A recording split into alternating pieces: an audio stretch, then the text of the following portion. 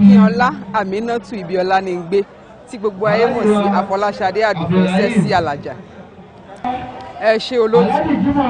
ṣe rí bàbá tí ó kú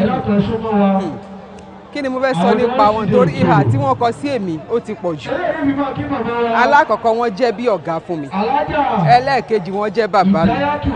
wọ́n tún wá jẹ́ bàbá ọ̀rẹ́ mi pàtàkì kan tó jẹ́ obìnrin wọn àkọ́bí àgbà, ọ̀rẹ́ mi ni láti Èkó. Ọmọ wọn bíbí inú wọn tó ń pè ní Nàwárà tún jẹ́ ọmọọṣẹ́ mi nínú tíátà. Ṣe rí pé ìhà tí wọ́n kọ sí mi ó ti pọ̀ jù.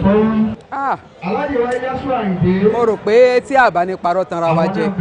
nínú gbogbo àwọn tẹ́ ń ṣe interview fún látàárọ̀ kò sẹ́ni tó lè débi tí ó ní ìwà bàbá ò dáa.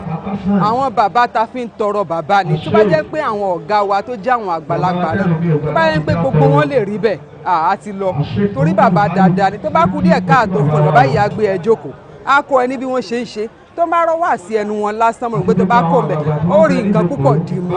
ìwà tó ń lò tẹ́lẹ̀ á jẹ́ kó yí wà yẹn padà sí ti dáadáa kọ́lọ́run jẹ́ kí gbogbo nǹkan tó fi sílẹ̀ kó dáa ni. Ipa tí mo tọ̀ wá bí mo ti ka díẹ̀ kó nu ẹ̀ tẹ́lẹ̀ àmọ́ èyí tó ṣe pàtàkì tó tún wá ṣe kókó tó jẹ́ pé mo lè fojú yẹ àwọn tọ̀hún kí n má dìde rárá fún àwọn tó mọ̀ mí dáadáa àmọ́ eléyìí ṣe kókó tí mi ò gbọ́dọ̀ má débi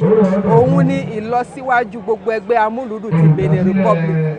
ṣe mọ̀ bó bá wà nù kòtò kankan wọn á gbé ẹ dìde ìdí nìyẹn tí mo tún fi wà á mi gan kọ́lọ́run jẹ́ kí ẹgbẹ́ náà kó pẹ́ ẹni tí ó dàrú ò ní wọlé ẹni tó ti wọlé tó fẹ́ dàrú kọ́lọ́run bá wa yọ kúrò nù ẹ̀.